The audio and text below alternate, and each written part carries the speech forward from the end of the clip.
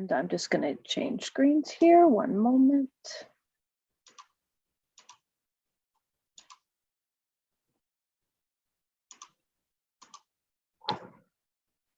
Okay, good afternoon, everyone. This is the Policy Leadership Academy of Best Start Region 5. Thank you so much for joining us. This is Module 7. And as I've been mentioning, if you have not done so already, please, if you can go to the chat and check the sign in and just fill it in. It's just a couple questions so that we know that you're here. Again, as always, thank you so much for spending your Tuesday. We know you could do other things, but you're here with us learning about policy and the different issues. So we appreciate it very much. And now I'm going to turn this over to my director. We're so happy and pleased to have Apolonio Polo Morales, Director of External Affairs with the Coalition for Humane Immigrant Rights, also known as CHIRLA. And so I'm going to stop sharing and turn it over to Sylvia. Thank you, everybody, for being here, and thank you, Apolonio Morales, for being here with us today. We're thrilled that you will be presenting tonight, and I'd like to just give you a little info on Mr. Morales.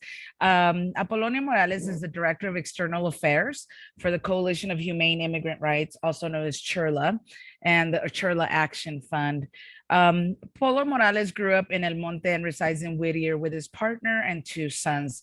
He was raised by undocumented immigrant parents and experienced the hardship that families face with broken immigration systems firsthand. His understanding and belief in providing inclusive spaces that create belonging were shaped by his upbringing. The core beliefs have led him to work towards social justice and equity for all communities. Polo attended the University of California, Berkeley, and graduated with an English degree with an emphasis on modernism, and earned an education minor. After teaching English in East Oakland and at Don Bosco Technical Institute in Rosemead, he coordinated Harvey Mudd College Upward Bound's La Jolla Summer Program, where he helped first-generation college-bound students from the San Gabriel Valley experience and learn to succeed at college life. As a former labor organization for the California Nurses Association, United Steelworkers Healthcare Workers Alliance, he learned to organize healthcare workers and advocate for their rights at Long Beach Memorial Medical Center. His passion for community organizing has led him to work with the faith community through LA Voice, where he served as Director of Communications and Development on housing and immigrant issues.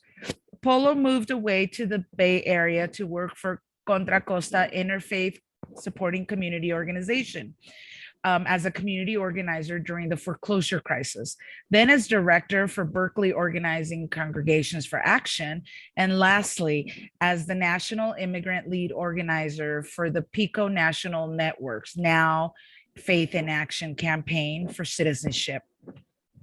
His work with the PICO National Network provided an opportunity to work with diverse faith beliefs, including Catholic, Evangelical Christian, Jewish, Lutheran, Methodist, Muslim, and Unitarian community. Currently, he's proud to serve the immigrant community as the Director of External Affairs at the Coalition for Humane Immigrant Rights, where he continues to fight the good fight to pave the way for future immigration legislation by building, maintaining, and expanding diverse coalition work through the coordination of California Table for Immigration Reform and the Los Angeles Action Table.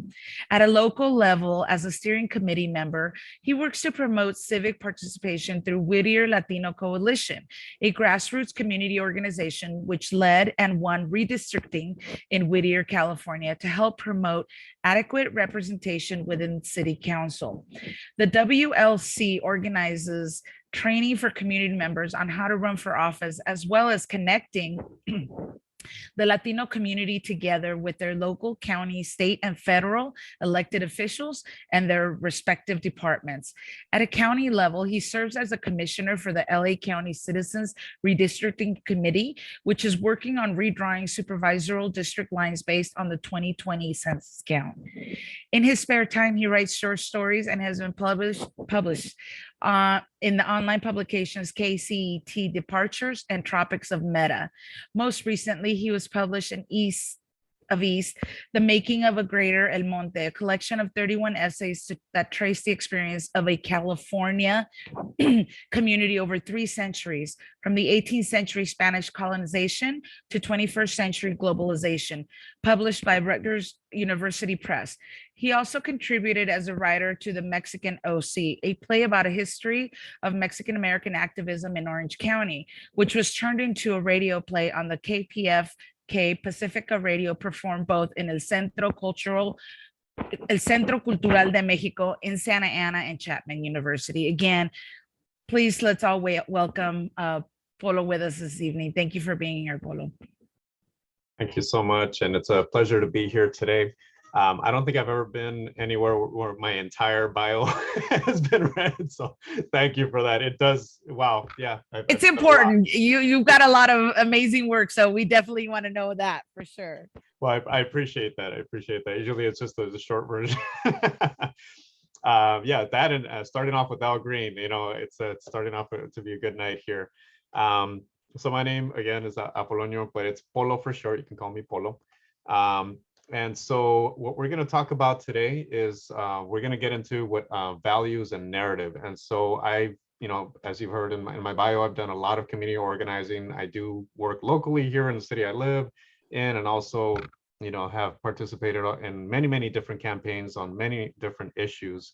And so I've learned a few things along the way.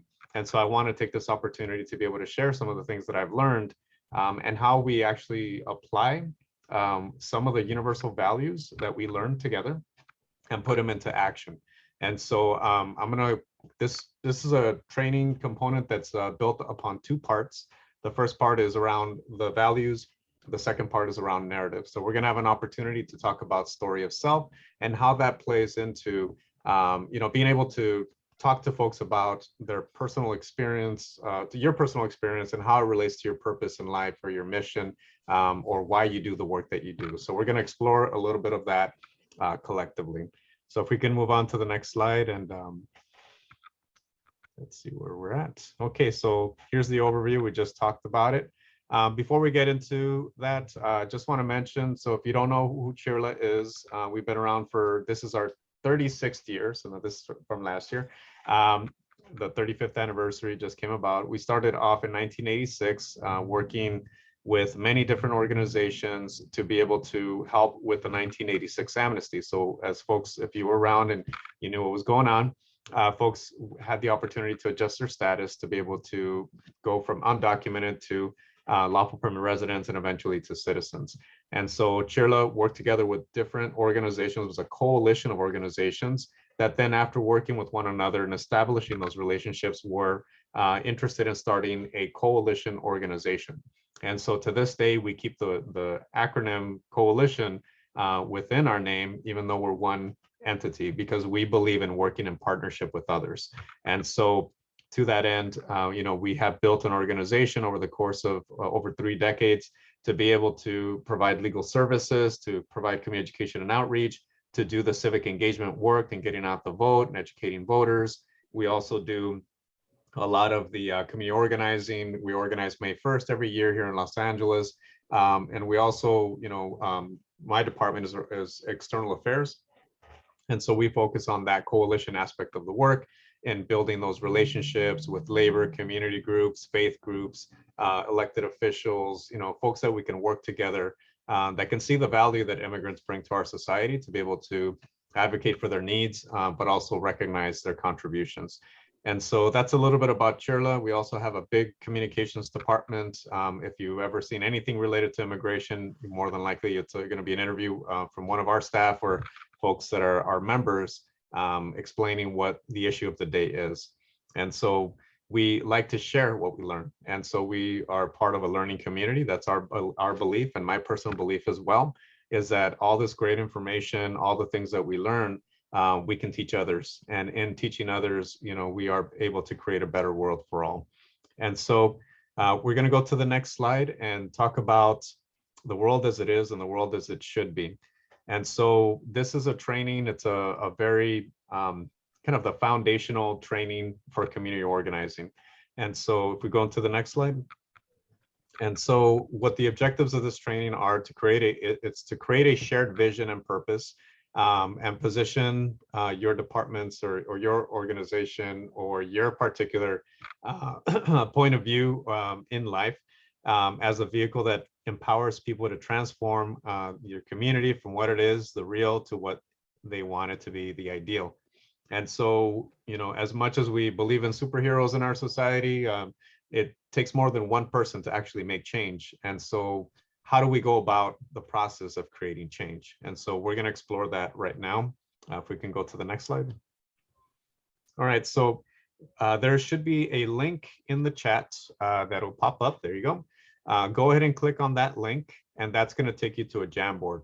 If you're not familiar with the Jamboard, some of you may be familiar with the Jamboard. It's basically sticky notes that you can create to be able to move them into a slide.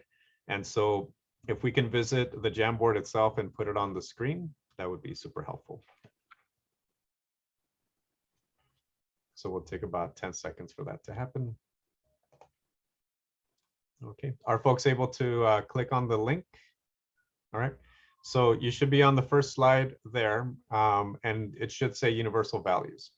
And I think whoever is sharing there you go, that's helpful, thank you.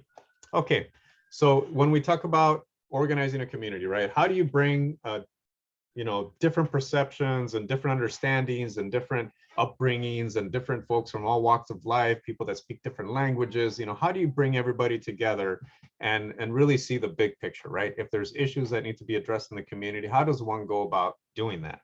Well, in community organizing, we believe that we need to start with universal values.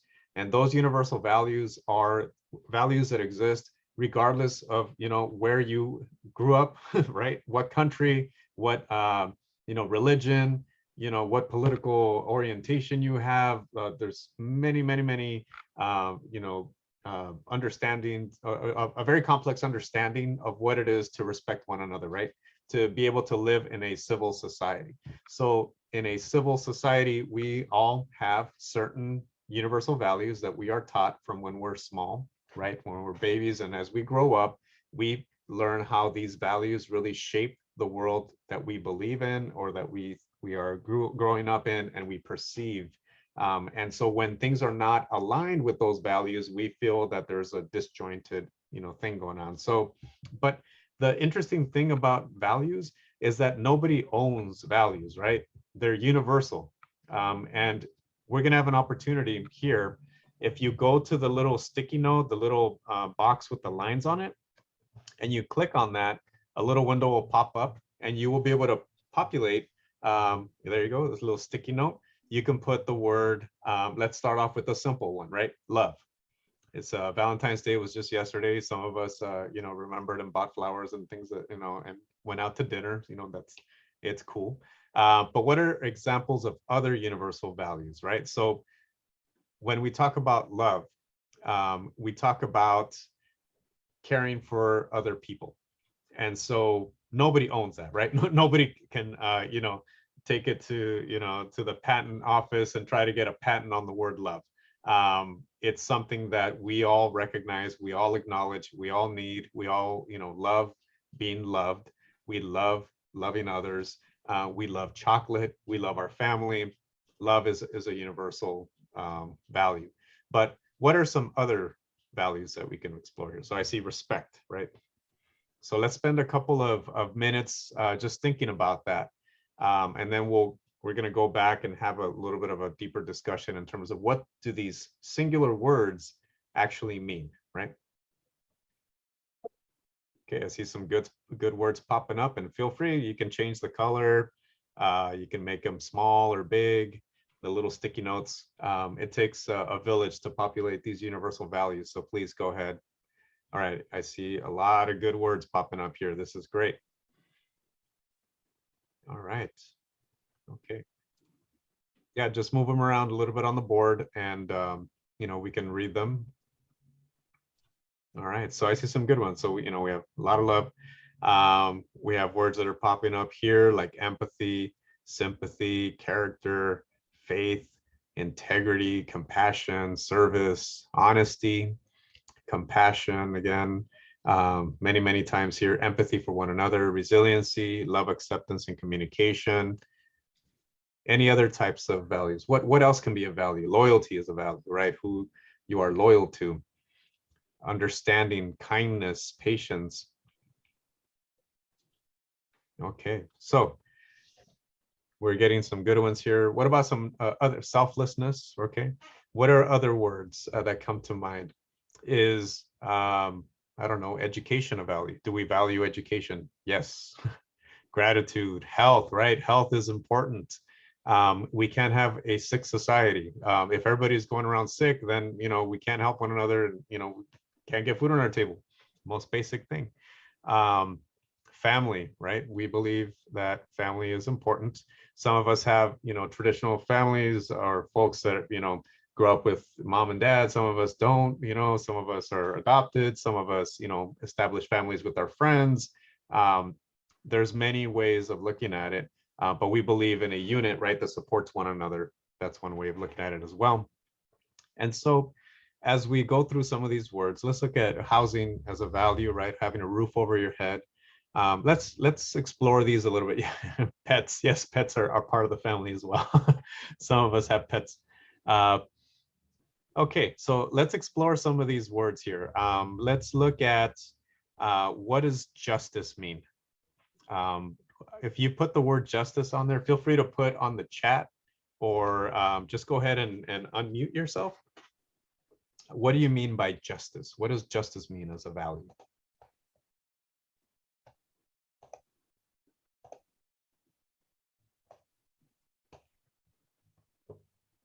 So this is your 7th session, right? So it's no need to be shy anymore. So justice, what does justice mean to you? If you didn't put it on there, but you have an opinion, feel free to add as well. I think it means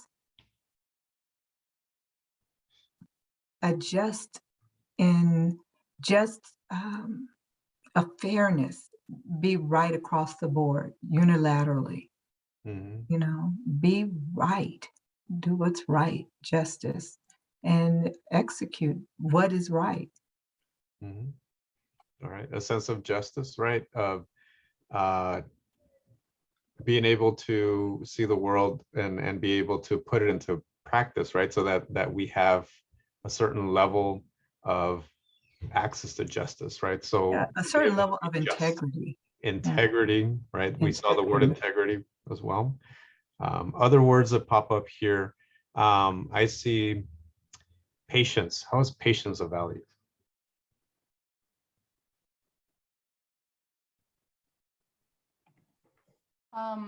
When I think of patience, I think, and this is something that's been kind of recurring for me this week, is being more receptive as opposed to reactive. Because sometimes we can be reactive and just on the spot when we're upset or impatient, but patient really is taking it all in, trying to understand what somebody is saying, and then being able to have a response to that. That's exactly it. My wife is a mental health therapist, and so she spends a lot of time asking people not to blow up in the moment, right? Go take a walk. Think about it, right? Have the patience, right? Because sometimes you don't have any more patience, right? Depending on the situation and circumstance, it's very difficult. But having patience, right? Having the ability to step back allows you to see sometimes the other side. It sometimes also allows you to think before you act. And so we see this happen all the time, right? When folks are impatient, right? They forget that value and they put it out to the side. That impatience allows them to do something rash, right? To say something that maybe they would not have said out loud, right? And so these are the values that we use to be able to remind ourselves, right? I have to be patient.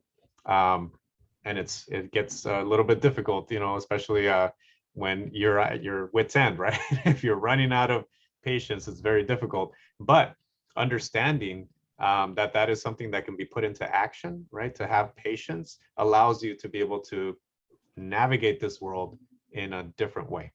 And it's not easy, right? It's not easy. You can't to apply some of these values at all sometimes, but we can agree that that is something that we would like to see other people, right? Other people to have patience with us, for us to be patient with others.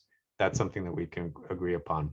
What about the value of education? How does education, how is that a universal value?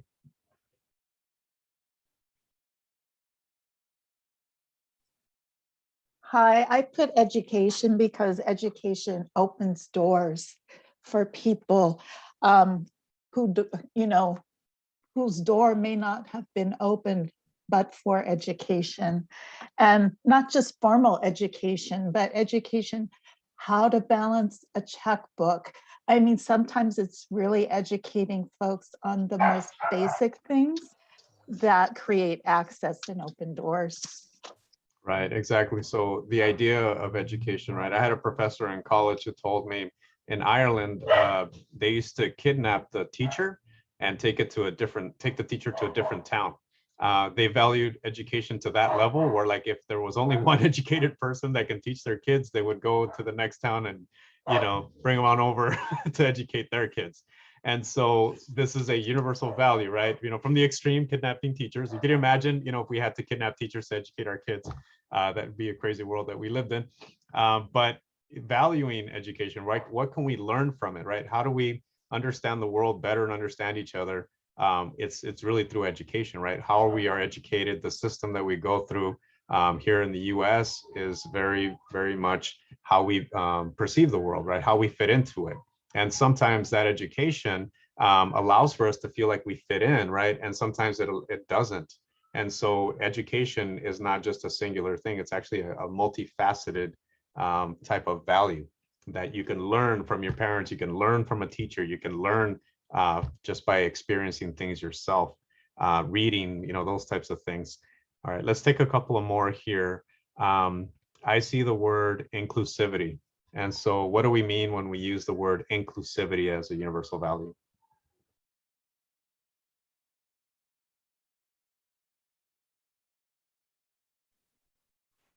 I think that when we're looking at community, and then we're talking about what our needs are, whether it's basic needs or seeing what are some of the gaps that we encounter as a community, then we've got to bring everybody in from the community. And it doesn't matter color, race, gender, nothing. Really, it's just about bringing voices and making sure that that voice is heard. So it's really important. Yeah, definitely. So inclusivity, inclusion and belonging, right? Giving folks a sense of belonging. And so those that don't feel like they belong feel left out, right? That they're not part of our society. And so when we talk about, policy change and, different things that are being implemented, the world is changing, right? The world is constantly changing. When we talk about being inclusive, we talk about the way I look at it is in terms of like waiting at a bus stop, right? Somebody decided that at a certain time that bus is going to swing by, whether there's somebody there or not. And so somebody thought about that, right? And at times that bus may be picking up more people and less people at a different time, but it's consistent, right? It's that level of consistency that allows anyone to be able to step into that bus at any given moment. As long as you're right there at the bus stop, then you can be able to get on that bus. And so when we think about policies that have been exclusive in the past, right, that only certain people can really take advantage of or be able to participate in, and we look at how leaving others out actually is a negative for everyone, right? It's not a good thing to leave people out. We have to be as inclusive as we can. And sometimes that means take into consideration that a one-size-fits-all approach may not be the best approach. And so we have to explore how we change, right, to allow for more folks to be part of our society. And so let's take one more word. I'm gonna go ahead. My dogs are gonna be bothering a little bit if you hear me. I might have to take a break to let them out in just a little bit. Let's take the word integrity. What does integrity mean? How is that a universal value?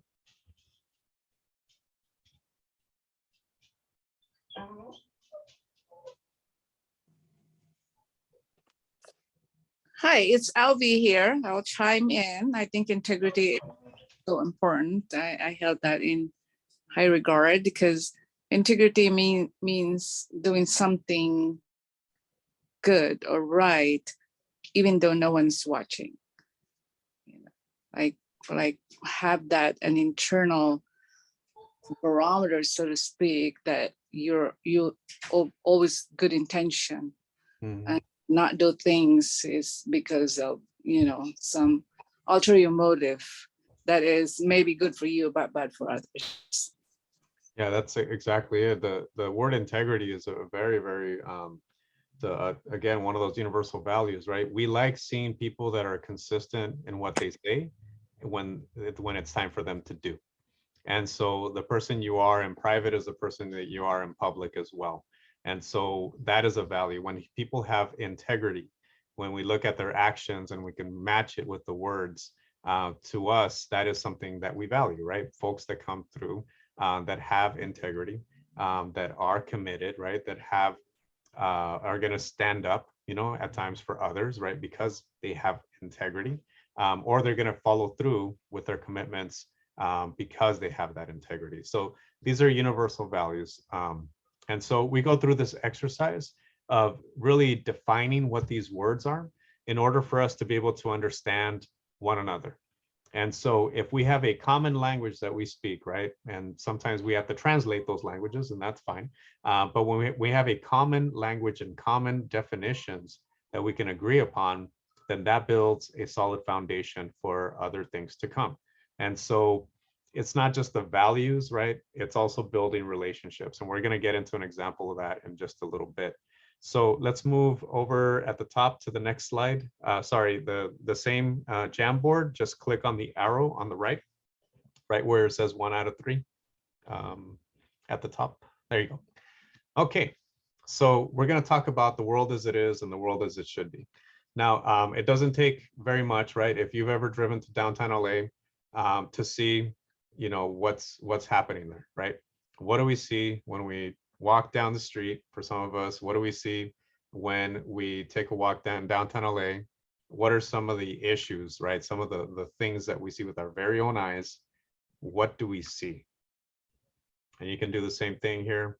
Go ahead and click the little sticky note. Okay, I see homelessness, right? A lot of homeless folks. Lots and lots and lots and lots of homeless folks. This wasn't always the case. We see low compassion, right? People are not very compassionate. We see crime and violence. We see food insecurities, right? This pandemic really, really demonstrated that some folks have access to food and some folks just don't. What else do we see? We see poverty. Okay, we see lack of access to healthcare. So we see folks that are, you know, are suffering, right? Because they don't have healthcare coverage. What else do we see?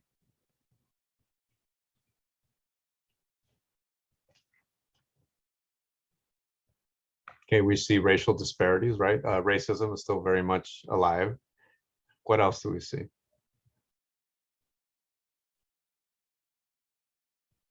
Yes, we see folks that have privilege and folks that don't have privilege, right?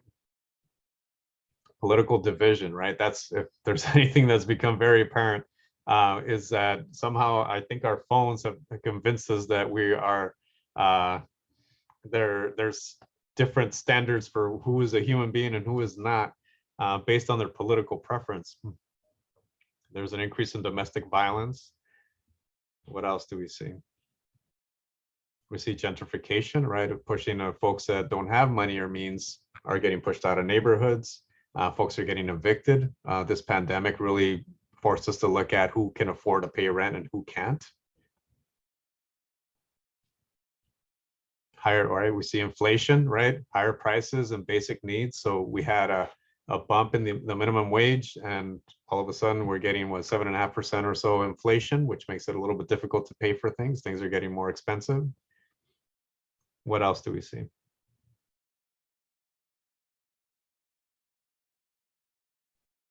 Okay, let's see if crime I see comes up.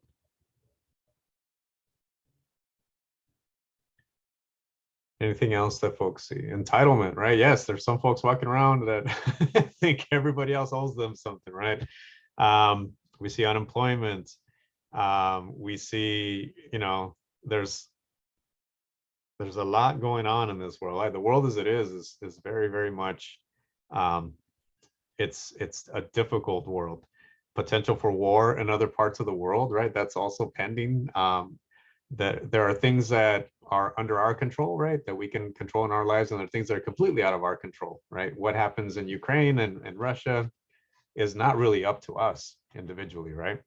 We see a lot of mental illness, folks that are living in the streets, folks that have issues that are unresolved, all right? We don't have a safety net for them. We don't have a place for them to go.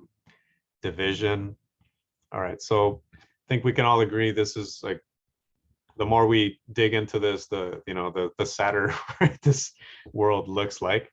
And so let's try a little bit of a different exercise. So what if we apply the values that we just discussed to the world as it should be?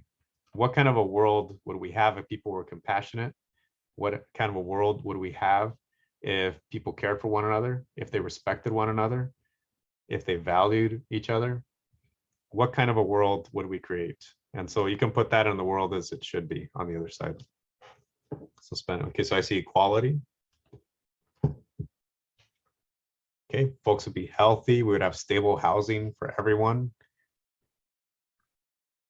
Peace and unity, harmony, increased kindness, people helping people, ability to work and earn a living, right? Love would be back in the picture, right?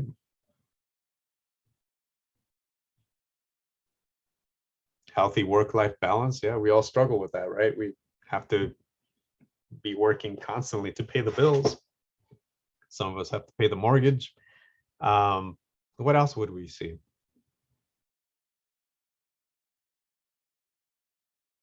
And again, we're applying these universal values, right? We just talked about them. And if we actually went around, everybody applied these values to one another.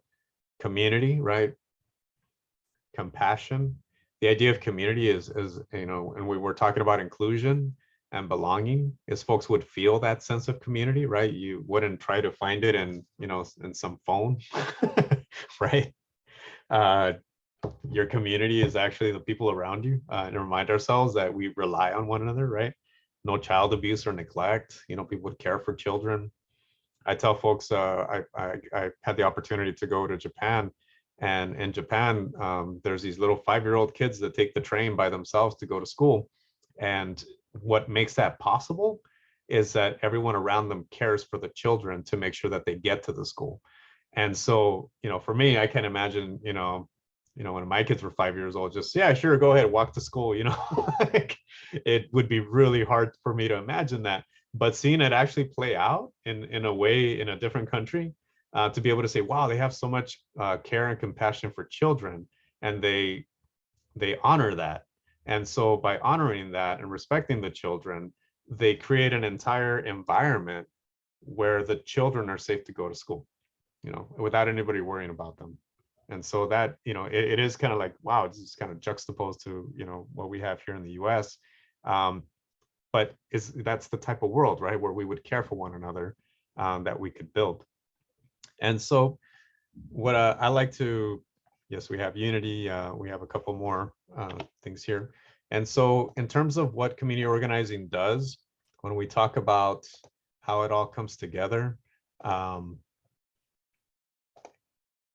so when we apply community organizing, we take this world, right? We create a bridge. And what I like to say is how we organize ourselves, right? And so we're applying our values into the systems that are around us. And so by organizing, community organizing, coming up with solutions, right, to issues that are affecting our community or our society or our, the county of Los Angeles, when we apply these values, that's how we build a bridge to a better world. And so it does take a little bit of a leap of faith, right? You know, we have to believe that we can change the world, number one. But we also have to believe that there's a certain sense of practicality in that as well. We don't have magic wands, right? We don't have magic wands that we can wave and all of a sudden everything is, you know, back to everyone caring for one another. We have to actually build it because that bridge has been dismantled. And that's, you just have to turn on your social media, look on, you know, your Facebook or your Instagram or your TikToks or whatever. There's a lot of division out there in this world. And somehow, you know, we've been convinced that that bridge no longer exists, right? We cannot have commonality with our neighbor. We cannot have commonality with those who, you know, think a little differently than we do. And so for us, the act of community organizing is really putting those values into practice to get to the world as it should be. And I would say the world as it maybe was just not too long ago, where we have civility, where we can talk to one another, disagree, but still care for one another. And that's a very radical idea these days. And so we go through this exercise again. I want to give you an example of that. If we can go back to the slide presentation, and talk about how an example of community organizing that worked. And so if we can go ahead and go to the slide that says case number 1, case study.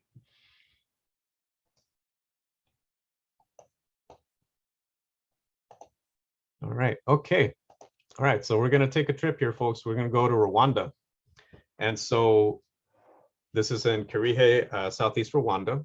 And for those of you that are a little older, remember what happened in Rwanda. There was a genocide. There was communities that were told that, you know, that they were more than the other community next door, that those other folks were less than, and that created a genocide. And folks literally who were neighbors to one another went around killing each other. And so that went on for a while. And so after the aftermath, after the folks that were elected or the folks that took power got their political power, right? There was a lot of folks left behind asking themselves, how did we get to that point, right? How did we get to the point where we're attacking our neighbors? How do we get to the point where we hated each other so much? And so in that retrospect, right, you know, some folks take those political opportunities to create that division that then creates violence. And so in a place that went through a genocide, in a place where authoritarianism, you know, is still very prevalent, right? So, you know, the local mayor or the folks that are in charge still weigh, you know, heavily in terms of their power, and it's their way or the highway sometimes. So when we're going to take a look at this example from Rwanda, and this comes about from an organization called Congregations Building Community in Rwanda. And so when I was with PICO, or Faith in Action, they started a Rwanda chapter. So there was a Lutheran priest who came to the US, learned how to do the community organizing through the Faith in Action or PICO model, and they applied it in Rwanda. And so as we were listening to this Lutheran pastor's experience, you know, for those of us that remember the genocide, we were like, how, you know, this is wow, it just blew our brain, you know, blew our minds a little bit in terms of what was possible, right? So let's explore a story here. So let's go to the next slide.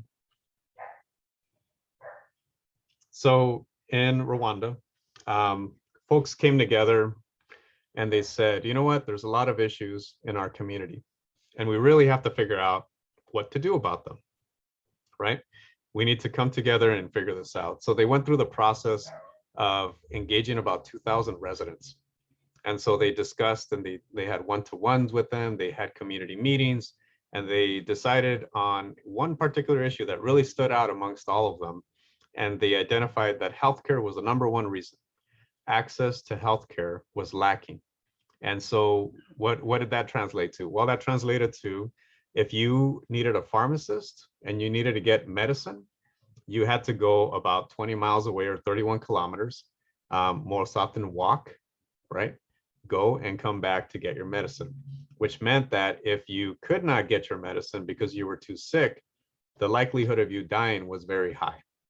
And so not having local healthcare was directly impacting how people live their lives and their opportunities, And so what they decided through this one-to-one process and these community meetings was, we're going to focus on healthcare, and starting with access to, a pharmacy locally. So next slide.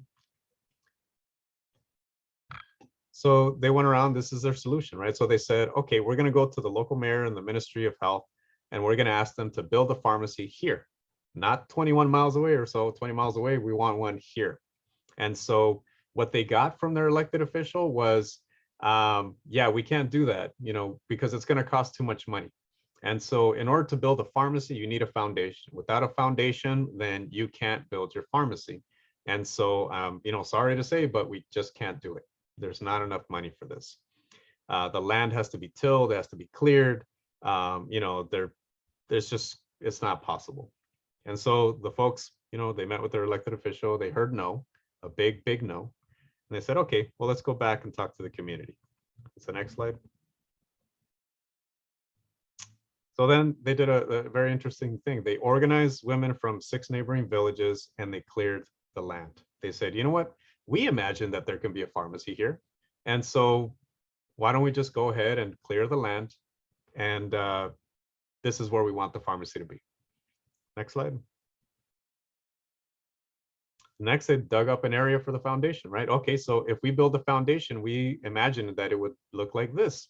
And so they went around and they paved, they started cutting into the land to say, all right, this is where, this wall would be, this is where the other side, so they started doing that on the ground. That's the pasture in the middle. Next slide. All right, so next, in order to build a foundation, you're gonna need some rocks. And so they organized the neighboring villages and they walked 600 tons worth of stones, right? And they did this for miles back and forth to the site. They broke the stones and they built the foundation. And so if you can imagine moving 600 tons of rocks to be able to get this going is going to take a little while, right? And then it's going to take a lot of people. And so that vision, right, that they had, they were like, you know what, we're just going to go ahead and keep moving in this trajectory, in this direction. And we're going to get that pharmacy. Next slide. And guess what? They did. They built the foundation, and then the Ministry of Health was like, well, we did say that the foundation, building it, was the hardest part, and you did that.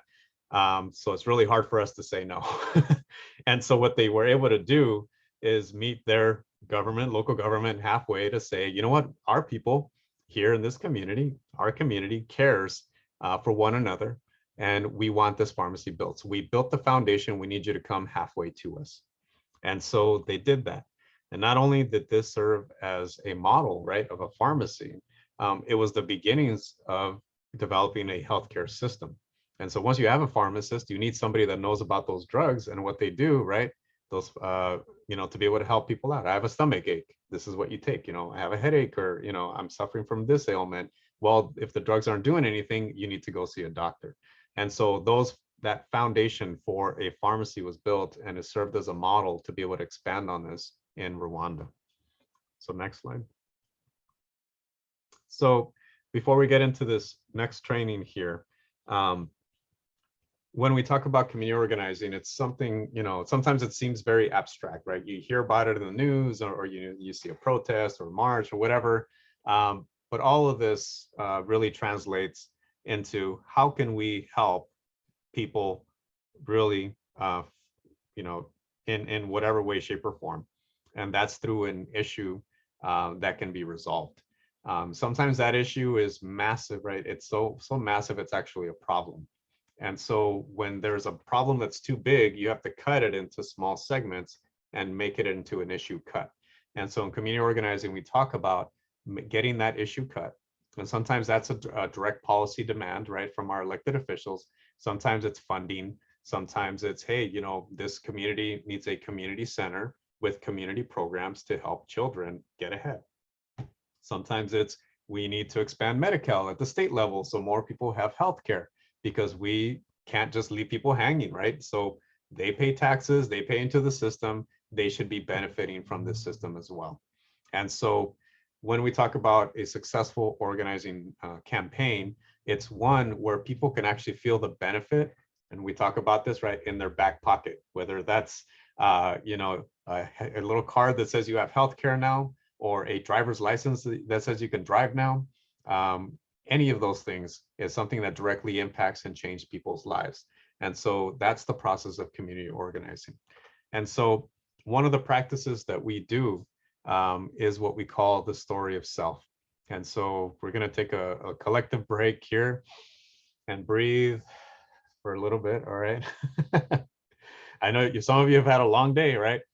Some of you are working really hard. Some of you have been Zooming it all day long. And so we're gonna get an opportunity to talk about ourselves. And so I'm gonna walk through the next part of this training, and that's the story of self.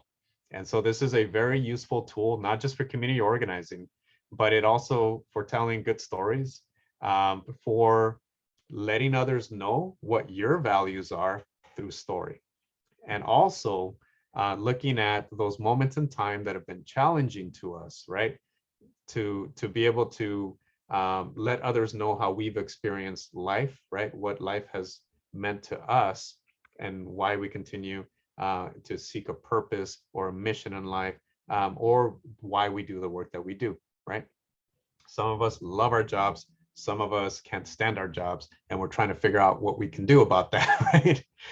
And so you go back into your collective history, into yourself, to really look at the stories of challenges that you faced in life. What do you really value, and how do you apply that, right? So for community organizing, we love stories of directly impacted people.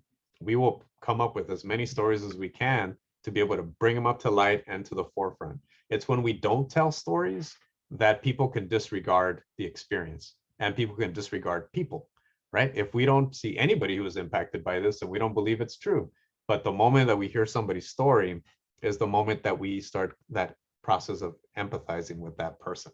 And so we're going to talk a little bit about that. So, and learning how to tell your story of self in a way that reflects your values and experience, number one. Number two, when we break out into small groups, we're going to be able to learn how to coach others in effective storytelling. And so, you know, we're all learning here. So, you know, it's okay. We're not coming off as complete professionals or professional storytellers. My wife is from Colombia. They have professional storytellers, people that go out into the street, and that's what they do. That's their thing. And they will tell you stories that can go on for hours, and it captivates an audience. So I would say those are professional storytellers. We are just regular people, right? But we have something to say and something important to say. We forget that, right? That our experience is actually a valuable experience that we can teach others through what we've experienced, that we can learn from others by listening to their story. So if we can go to the next slide. And so when we talk about compelling people into action, right? When we hear somebody tell their story and we start connecting to their story, right? So how does that work? Well, the head, right? Your brain is telling you the how, right? The numbers, you know, the dates, the you know, the analysis or strategy around something, the approach, like very much in the head. That's one, right? If you tell a story with just facts, and you get this, if you've ever been to an LA County meeting where they're just, you know, running through the numbers, and you're in that, you know, county supervisor meeting, and you're just like, somebody's reporting out these numbers. What does that mean, right? What does that actually mean? It's just a bunch of numbers. And sometimes your eyes glaze over and you start falling asleep, or you try not to. There are other instances where, hey, somebody has a compelling narrative to connect to those numbers, and that's what we call the heart. So why is this important, right? How is this important, and why is this important? When you put those two, the head and the heart, together, when you're telling a story, you can compel others to take action. And so we see this all the time, right? Sometimes it's used to sell us, you know, weight loss programs, right? I lost, you know, 300 pounds, you know, or whatever the case may be. It's somebody's testimony that can say, I went through it and it's real and you should do it too, right? That's in the most kind of base example of it. But when you're trying to compel people to change and take action on a particular issue, it really is how you tell that story. And so how does this issue impact you? And so I can guarantee you that the folks in Rwanda collected their stories, right, they had the most compelling stories that they wanted to put at the forefront of their campaign, because they still needed to convince those elected officials that they needed that pharmacy built. And so you talk to the families of the folks that had to walk those 21 or 20 miles. They talked to the families who had lost a loved one because they couldn't get antibiotics on time. You know, it's really what it comes down to, is that practicality of it. And so when you tell the numbers with the heart, the compelling story, that was what's going to motivate and cause action. And so let's move to the next slide here. All right, so when we hear a story, you know, when people say my emotions were stirred, right? You watch a movie and you don't know why, but you start crying, right? There's a very, you know, heartfelt moment, you know, or there's some tragedy that takes place. It starts stirring emotions in you, or there's happiness and joy, right? Wow, look at that. They were able to succeed, you know, they were able to get through all of this. Every time I watch Stand and Deliver, at the end of it, I get all teary-eyed. I can't help it, right? It's like, you know, the Cholo got a 5, you know, like on his score. You know, that kind of thing was like that moment of like, wow, you know, like, yes, that great feeling. So when I see something like that, right, that compels me to have certain emotions in me, those values get underscored, right? It's like, hey, wait a minute, like the story that I'm hearing right now is either a contradiction of how I was taught, or it actually agrees with what I've been taught in terms of values. And so when I see that happening, like if you ask me to do something, like, you know, if somebody says, that's why you should donate to this effort, I'm like, my wallet starts coming out of my back pocket by itself, right? How can I help, right? What can I do? And so when you tell that story that underscores the values, that stirs those emotions, it compels people to take action. And so for community organizing, this is why we always bring the most directly impacted to tell that story. And so some of you are directly impacted by any particular issue, right? By healthcare, by education, by opportunities, you know, the certain world that you live in terms of your perception, right? You want those universal values to be applied, right? You want justice, you want change, right? You want opportunity, not just for yourself, but for others as well. You know, you want folks to be able to thrive, to be healthy, to be able to move forward. So next slide. So when we talk about identifying those stories in a community of directly impacted folks, when we hear a bunch of stories, we start being able to put together a story of us, right? It's not just happening to one individual. When I was working on the foreclosure crisis up in Contra Costa County, we had so many families, right? I would have one-to-one conversations with families in Contra Costa County, up in Antioch, and up in the Bay Area. And folks were like, I'm so ashamed, you know, I'm about to lose my house. And they felt this deep sense of regret, shame, and guilt, like they had done something completely wrong. They had, you know, screwed up in life, and that's why they were losing their home. And so when we started the process of having one-to-ones and talking to community members, we realized that there was a pattern, right? No, we had no clue what was about to happen back in 2007, 7, and 8, right? We knew that folks were losing their homes, right? And it started off as a trickle, and then it turned into a raging river. And so when we started bringing people together in meetings to talk about this issue, somebody would stand up and say, I've lost my home. You know, I went into this, you know, thinking that I was going to be able to afford a home. I was sold the American dream. You know, if I buy a home, I'm going to be successful. It's always going to go up, right? It's never going to go down. And so folks were able to tell that story in a public setting. And then other people in the room were like, well, that happened to me too, right? And I felt that way too. I felt like I had failed. I had failed my family. I have failed in my finances. You know, I've lost my home. And so when you start getting one story that comes up, and then another story, and then another story, and then another story, you start seeing that there's a pattern, right, of an injustice that has taken place. But because the system is so many moving parts in it, it's very hard to wrap your head around it. And so it's only through story, right? It's the numbers of foreclosures, you know, that's just, those are numbers, right? But when you add the stories, right, you get a community story, right?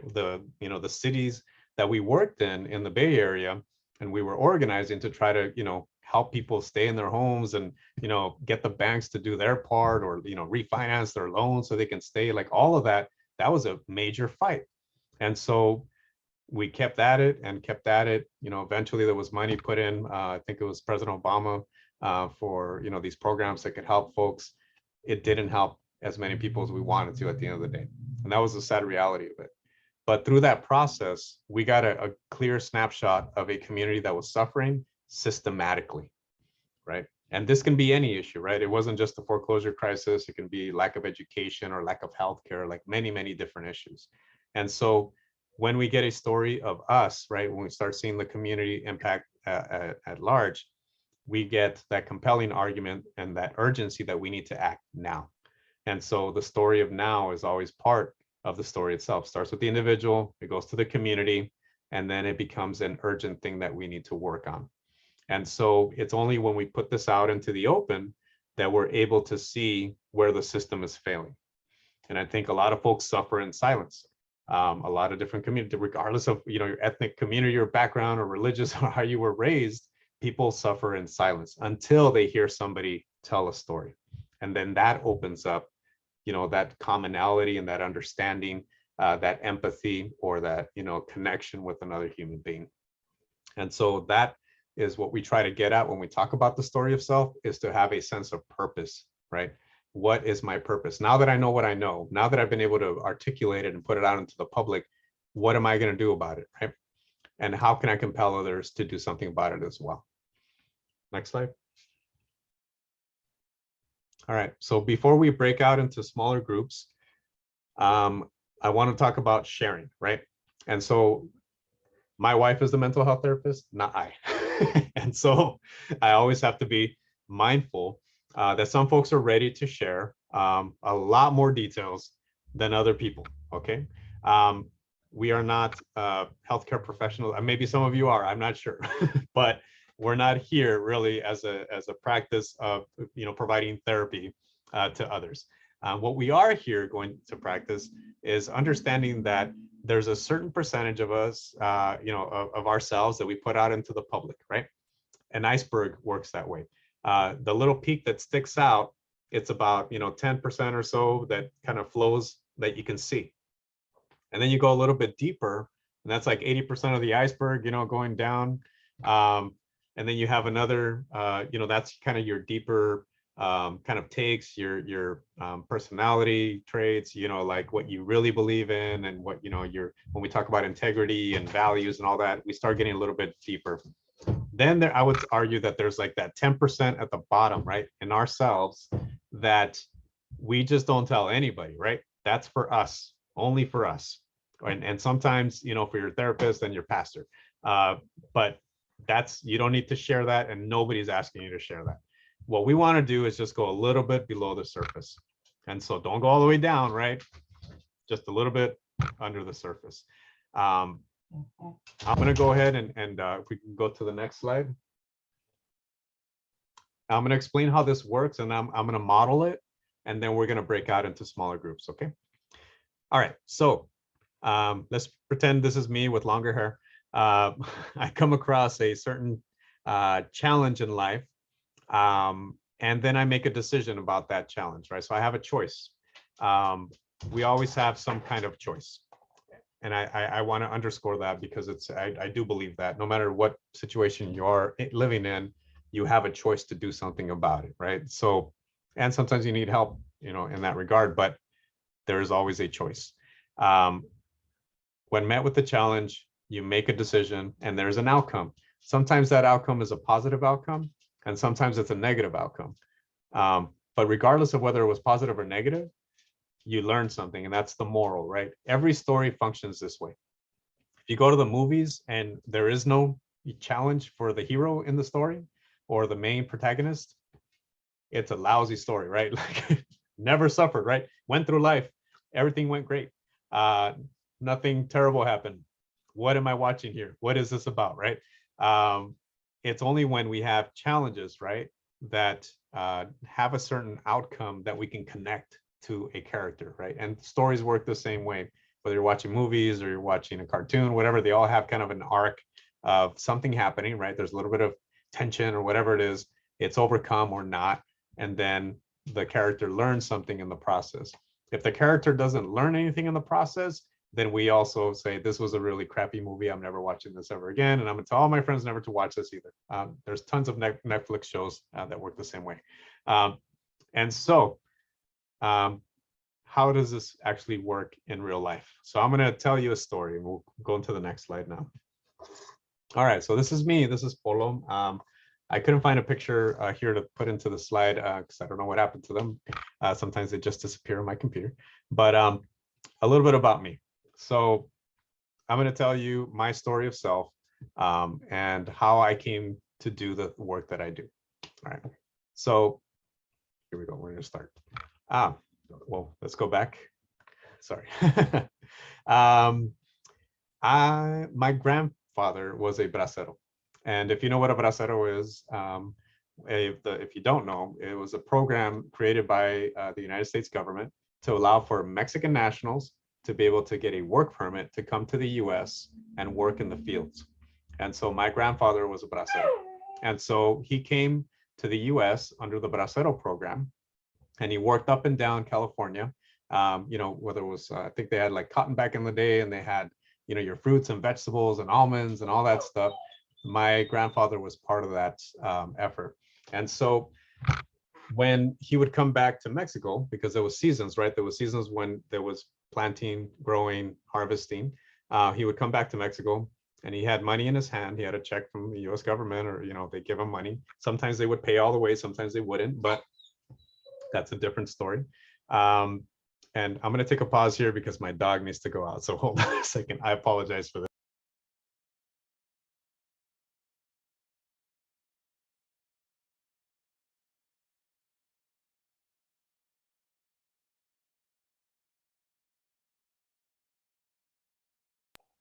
Okay, so I apologize for that. It happens working from home, right?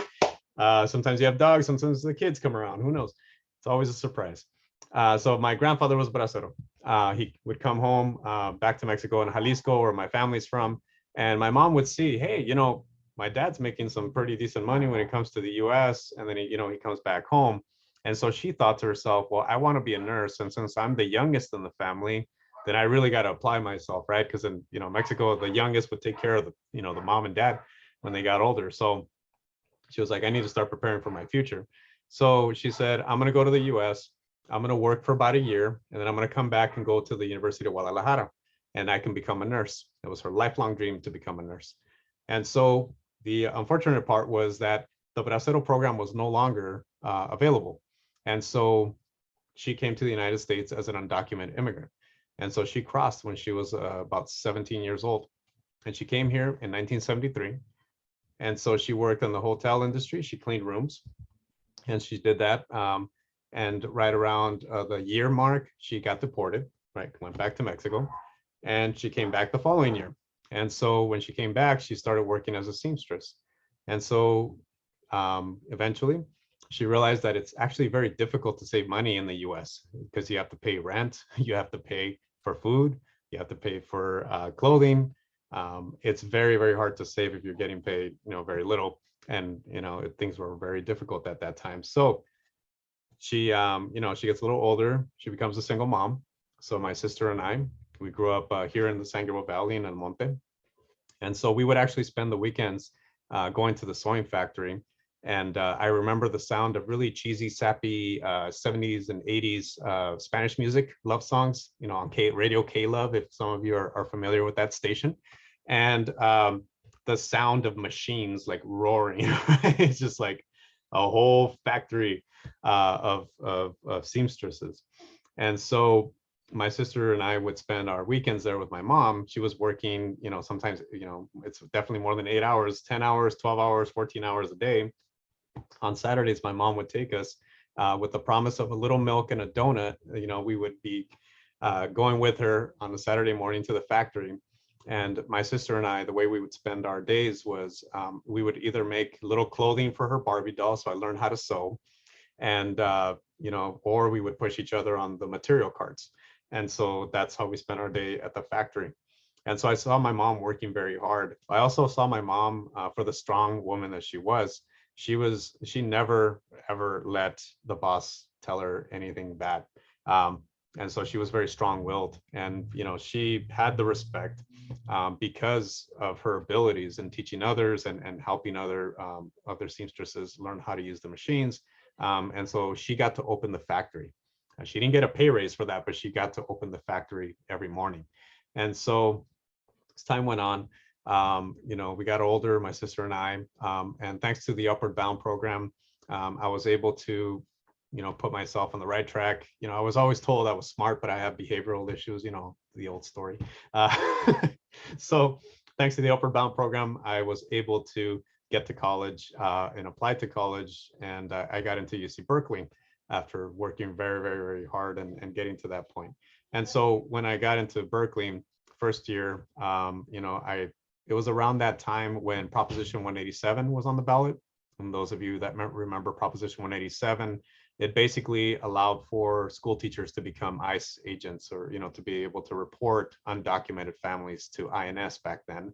It also did not allow for the children of immigrants to be able to have any public benefits, like healthcare or any of that kind of stuff. And so this was at a time that came about from the political dynamics of the time. So we had Governor Pete Wilson who wanted to be reelected. Proposition 187 was one of those issues that was very galvanizing. He won his reelection. And so that Proposition 187 was the first time that I realized, like, even though I had been born here in the US, I didn't really feel like I was an American. And so it really called to question, what I had been raised with, like to believe that my community was a community, just like any other community. All of a sudden, we were not part of the community. We were other, right? Your undocumented mother is a problem. And so for me, I was very confused at the time in terms of what was happening around me, but it didn't seem like a very good thing, what was happening politically at the state level. And so going back, when I was in college, my sister calls me one year, it was my sophomore year in college. My sister calls me and she says, "You got to come home, mom is sick." And so I asked her, I'm like, what do you mean she's sick? And then she said, well, mom had a stroke and she's paralyzed by half of her body. And so when I heard that, I was like, okay, I'm going to come home. So I jumped on the first bus out of Oakland. I came down the Midnight Express. I ended up somewhere around 6th Street or wherever the Greyhound bus station here is in LA. I walked to the LA County USC Medical Center and I saw my mom in the emergency room. And for the first time in my life, I saw her broken, and I saw her, just not the strong woman that I had known all my life. And when I saw her that way, I got teary-eyed and I got really emotional. And I remember the first thought that came to my mind was, I'm just gonna let her know how I feel. And so I walked up to her and I said, Mom, I'm gonna quit school and I'm gonna take care of you until you get better. That's just what I'm gonna do. And I remember my mom, she can barely speak, and she like leaned up to me a little bit, and then she said, "You're crazy." She said, "You're gonna take the opportunity that I never had." And so she said, "You're going back to school." And so at that point, I was like, remember it, all the Proposition 187 and Proposition 227, they're trying to take away bilingual education. They took away driver's licenses for the undocumented. At that point in time, I started realizing, like, here was my mom, right, who'd worked all her life, at a sewing factory, 17 years of her life into a sewing factory. And this is a direct result of working, 10-hour, 12-hour days, 6-7 days a week. She was 43 years old when she had that stroke. And so compared to what I was watching on TV about how demonizing immigrants and how terrible they were and how they were destroying California, here was an example of my mom on the other side, suffering. And so I went back to school, and my sister thankfully was able to take care of my mother. And so she got better over time, slowly but surely. A lot of my financial aid money went back home for food and, rent. That's what we had to do. And as time went on, I got involved more on campus, student groups. I became a teacher, as you've heard, and a community organizer and organizer.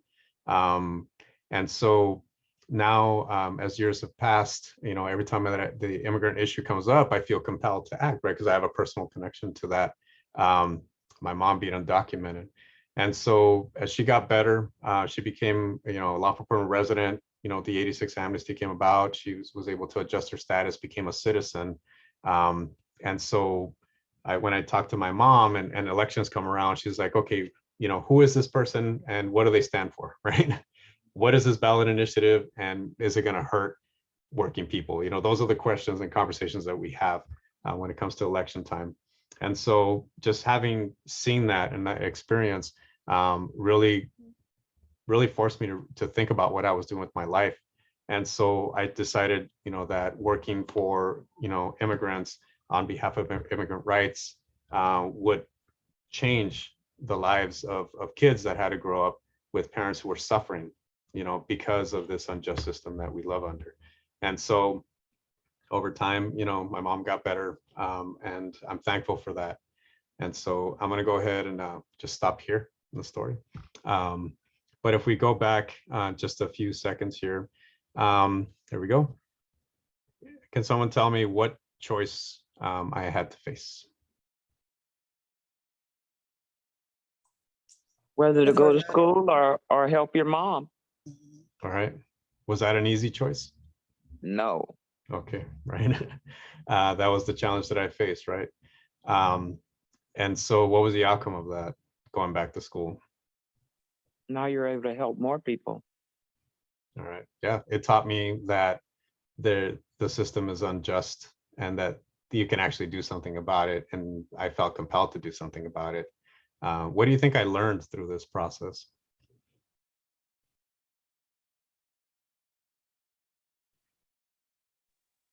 That you can make a difference. Right. There's a lot of things that have happened here in the state of California to allow for immigrants to be able to thrive in a way that they were not able to just about 20 some years ago.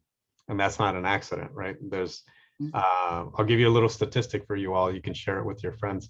50% of the state of California is either an immigrant or the son or daughter of an immigrant. And so when we talk about healthcare, education, or any other issue, these are issues that impact the immigrant community. They're mixed status families, right? And, I have the belief that, we can be as inclusive as we need to be for everyone to be able to succeed, right? There's plenty of abundance to go around. All right. And so just listening to my story, what are some of the values that you think I believe in just by hearing my story? Family. Other values? Tenacity. Tenacity. Resiliency. Resiliency. What else? Hard work. Hard work. The importance of education. Definitely importance of education, right? Right. Right. Okay, so And community. community, right? This is not just about me and my family. It's actually a much larger issue. And as frustrating as it is, sometimes on immigration reform, it feels like we're still building the foundation, right? And we've been doing it for like 30 years now, but we're still at it, right? Still building the foundation, waiting for Congress to, pass legislation. We're going to go ahead and break out into groups here. And so this is how we're going to do it. And you see in the little chat, there's a little example of what we're going to do. So step one is we're going to choose a moderator, right? We're going to have an opportunity to share. And again, think of the iceberg, right? You don't have to go all the way down to the bottom 10%, just a little bit under the surface, beyond, hey, nice weather we're having, or that, you look really good today. It looks like you've been working out, that kind of thing. We're going to go a little deeper into a little bit of our story, okay? So we're going to choose a moderator, and we should have some staff, be able to help us out with this. We're going to take about 2 minutes or 3 minutes to write down, a time in your life where you faced a challenge, you had to make a decision. What was the outcome of that decision, and what did you learn in the process? And so, and then once you write some thoughts down, we're going to be able to share in the small groups. We're going to allow for maybe 3 minutes each person to quickly share, a story about themselves. All right.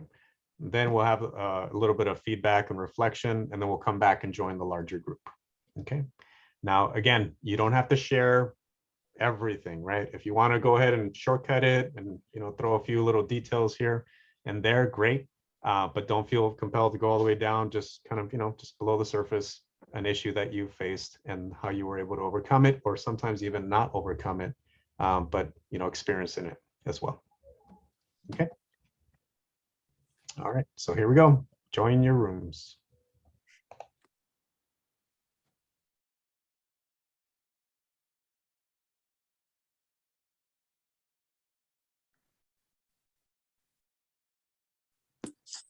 All right, we're back. All right. So let's give it a couple more seconds. We're almost close to wrapping up here, so we're just going to take a little bit of time. Just any reflections in terms of what you heard, any compelling stories, or what are some of the values that kind of came up in the conversation? We don't have enough time. Usually we would have like a couple of folks kind of share their story of self, but I really wanted to, and some of us, probably went a little deeper than others in the conversation, which is fine, right? Again, we're not professional storytellers, or else we'd be getting paid for it. And so what are some of the values and what are some of the thoughts that you heard in people's conversations?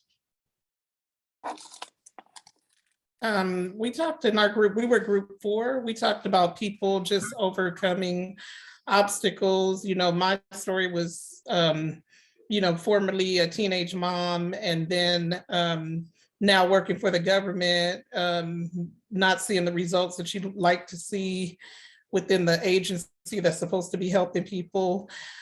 We had another story in our group of, someone that had their own mental health issues. Now, they're working with foster youth to help them. Another story was first generation going to college and not having the resources, and then you have to backtrack and come back to a community college and then finish and take a little longer. And the last story was an individual that everything was going well for them, and then there were some family issues, illness, death in the family, and then becoming homeless themselves. So, we came to the conclusion at the end of our session, the bottom line was that, we all have struggles that we had to overcome. And this is why we participate in these types of forums. And most of us have these types of jobs where we help other people, because just like your story, you went through a lot of challenges and you went through 3 whole generations. So, you told a compelling story, of 3 generations of struggles. And within our group, we all had our own struggles too. And so now we're here. So we just, at the end, we all decided everybody should be kinder to each other, help each other, and listen more, and not be so judgmental, and just help each other out. All right. Well, I think you wrapped it all up. Yes. Okay. This is what makes me happy as a facilitator. Like, okay, you got it. Yes, we got it. And so, yeah, so it really is getting that human connection, right? In our smaller group, we talked about transactional versus transformational. And so as transactional relationships, we call somebody up, and if they can do a presentation for us, if it's a community group, or, I have this case, can you do this for me? It's very transactional. But when you actually have like conversation and get to know somebody before you do that, then you have more of a transformative approach to the work that you do, right? You see each other's purpose, you see each other's vision, you see each other's, values, you see each other as human beings. And so there's definitely the connection that we're trying to make with other people when we tell a story, and when we hear their story is a heck of a lot stronger than just randomly cold calling people and asking for favors, right? So now you have a set of relationships that can be established based on that solid foundation of just going a little bit deeper into the waters of that iceberg. Any other reflections or thoughts that folks had? I'll jump in. I don't know what number our group was, because it doesn't matter. Not that bright. It was 5. Well, thank you very much. See, that's why you put me in a group with white people. So, what I think we kind of summed it up was that we all had some stuff going on, and we, from youth homelessness, abuse, drugs, deaths in the family, job choices. There's always, you know, toxic job relationships. There's always something. But what we discovered was that all of us had taken whatever that was and flipped it around to make it something positive. So, you know, it's like, what is that? The adage that says, if it doesn't kill you, it makes you stronger. And I truly believe that everyone in my group is a testament to that, and probably everybody on the call. But also it just kind of shows the hope. I mean, a lot of people, you know, you hear about suicide being so high, and it's because they lose hope. And the communication is the key to that, because people think that they're going through things alone, and there's nothing new under the sun. We've been on this earth a long time, so you can't surprise God. So, you know, we just kind of came through with the fact that we were all awesome because we took whatever challenges that were thrown our way, and we made a whole, I'm going to say a whole mission out of it. And it was really interesting to get, I mean, I know these people, okay, you know, so it was really interesting to get the backstory. And as much as I talk, I thought people knew my backstory, but they didn't. So yeah, it was an awesome exercise, and I normally hate breakouts. So good job. Okay. We had a great moderator. I'm hoping everybody rolling. Yes, resiliency and strength, right? I keep bringing up my wife because she inspires me. But she talks about like your ancestral, right, resilience. And so she talks about like the many generations that go behind, you know, like who you are today.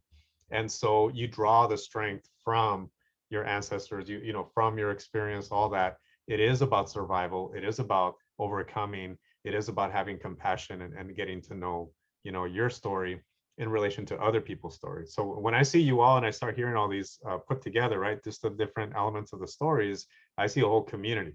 And so now I can say, wow, you know, there's some strong kick-ass people that work here. Yeah, it's very strong.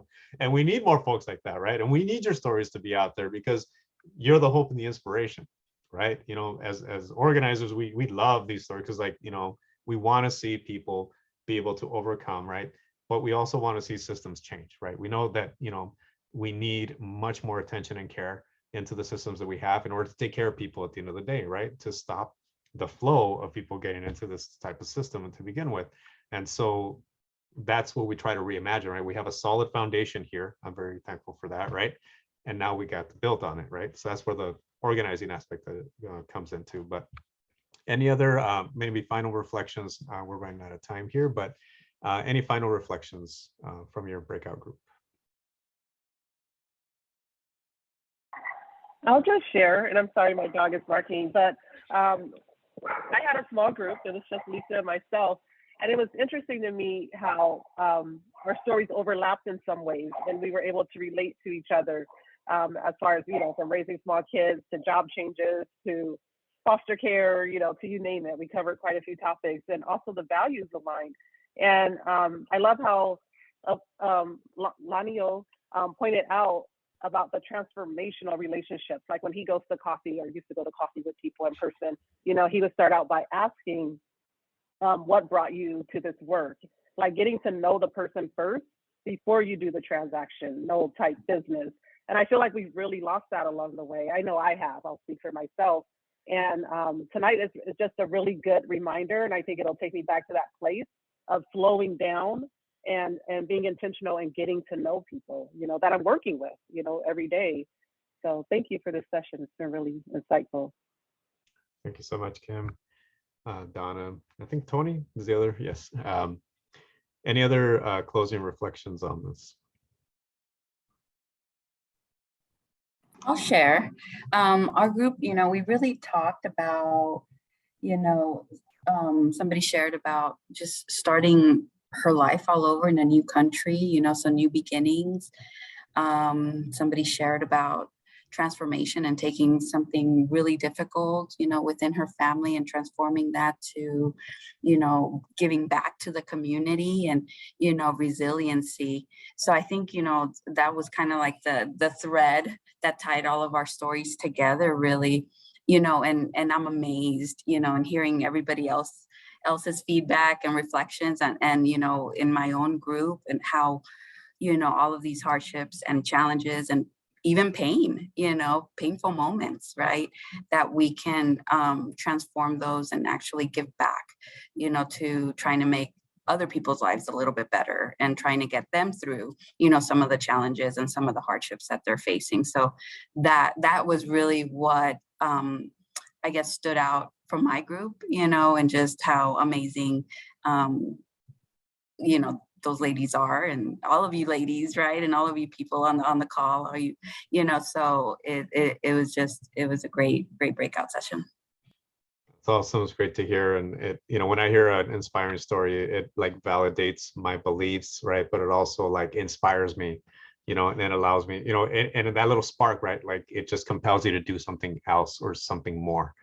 And that's, you know, we have to continually dig deep into that well to be able to get that refreshing water, right? To be able to continue and, you know, refresh ourselves and our outlook in life. Tracy, you were going to say something. I saw you, your window pop up. No, I'm just, I was just gonna wrap it up. So I'm waiting for, I don't want to step on anybody in case we have any other shares. All righty. Yeah. So any other final thoughts on this? And if not, we'll pass it over to Tracy. So as always, at the end of a Tuesday evening, let's all give a round of applause. Thank you so much, Polo, for spending your Tuesday with us as everyone else. And if I can just take one moment, or excuse me, 1 minute of everyone's time.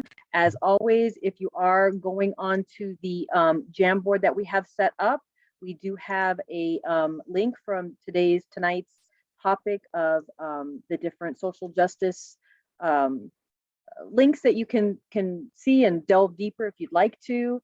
And then also we have our link tree, we have our Facebook, our Instagram, our YouTube. I will be sharing that in, as you always will receive this video either tonight or tomorrow. So you'll have that and all of the different links that you can follow us. Finally, next week, we will be having Melody Tao, creating presence and social awareness is the topic. So we hope that that's going to be really enjoyable. So again, that will be next Tuesday, as always, at 5 o'clock. Finally, as I always say, you guys could be doing a lot more with your Tuesday, but you're sharing it with us as we delve into policy and different topics, you know, under that umbrella. So thank you so much. We really appreciate it. And we hope you have a lovely week and see you next Tuesday. Tracy, did you so put the much. sign in on the board? I mean, the sign in? I did, and I also told Stephanie that you're here. I did see you come, so Okay. we got you. We got you covered. Thank you so much. Absolutely. And again, thank everyone. Thank you so much for spending your Tuesday with us. Your Tuesday. Thank you, Awesome. everybody, and Thank hope you all. everyone Good has a night. wonderful Awesome. evening. Bye-bye. Polo, thank you. Thank you all.